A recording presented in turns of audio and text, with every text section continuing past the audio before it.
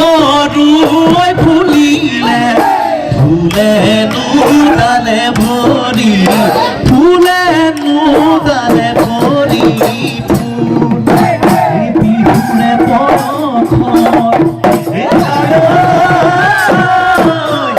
নাচনী নাচিলে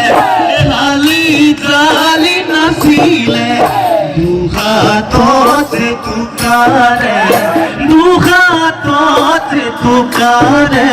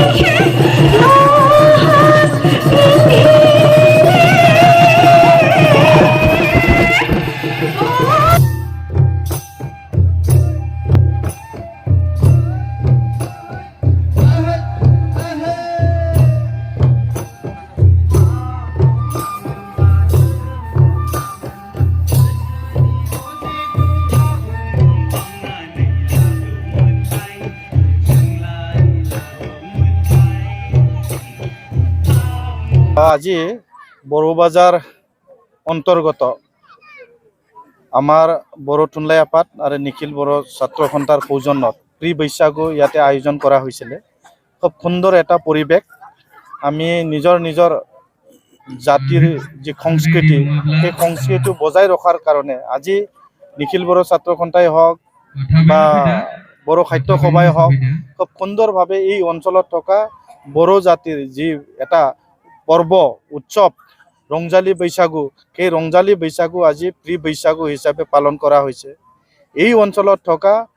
সমূহ বড়ো ৰাইজ আজি ওলাই আহিছে এইখন সভাত আজি বা এইখন সেলিব্ৰেশ্যনত আজি নিখিল বড়ো ছাত্ৰ সন্থাৰ সভাপতি দীপেন বড়ো ডাঙৰীয়াও উপস্থিত হৈছে খুব এটা পৰিৱেশ ভাল এটা পৰিৱেশ কাৰণ এই অঞ্চলত বহু দিন ধৰি এনেকুৱা এটা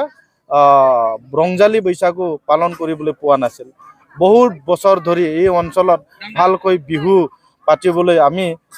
এটা সুযোগ পোৱা নাছিলোঁ আজি সন্মানীয় প্ৰমোদ বড়ো ডাঙৰীয়া নেতৃত্বত অহাৰ পিছত এই অঞ্চলত এটা ভাল পৰিৱেশ অহাৰ পিছত এটা বঢ়িয়া আমি ৰংজালী বৈশাগু পালন কৰিবলৈ সুবিধা এটা পাইছোঁ গতিকে মই আহ্বান জনাইছোঁ আৰু ৰাইজক BTC অঞ্চল বা অসমবাসীক মই ৰঙালী বিহু আৰু ৰংজালী বৈশাগুৰ শুভেচ্ছা জ্ঞাপন কৰিছোঁ নিশ্চয় এটা আনন্দৰ বিষয় আমাৰ অতিকে ভিতৰ বা দুৰ্গম অঞ্চল বুলি ক'ব লাগিব বড়োবাজাৰ আঞ্চলিক এপছু আৰু বড়োবাজাৰ প্ৰাইমাৰী বড়ো সাহিত্য সভা দুয়োটা জাতীয় সংগঠন একেলগে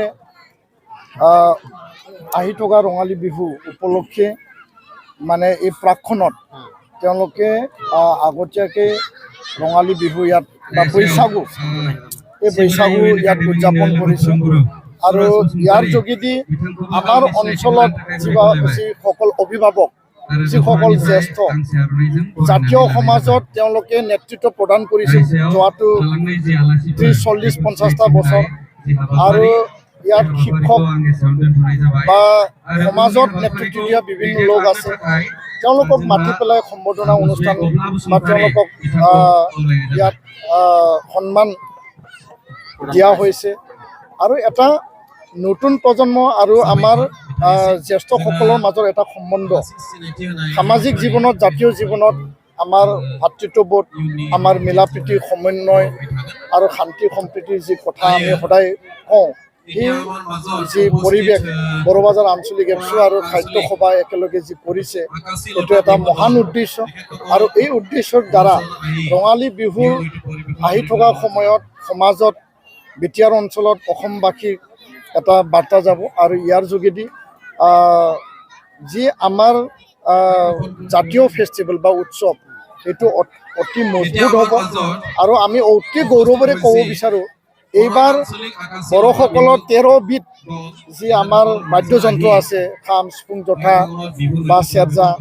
আৰু আমাৰ খাদ্য প্ৰণালী খাৰদৈ বা কেৰাই ডাবখিনি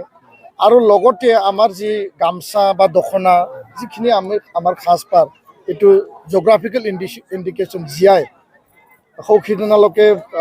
আমাৰ অসমীয়া বিহু গামচাই পাবলৈ সক্ষম হৈছিল আৰু এইবাৰ 13 বিধ বড়ো যিখিনি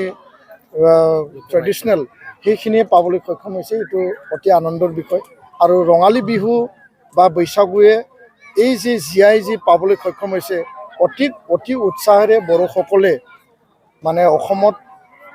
এটা শক্তিশালী এটা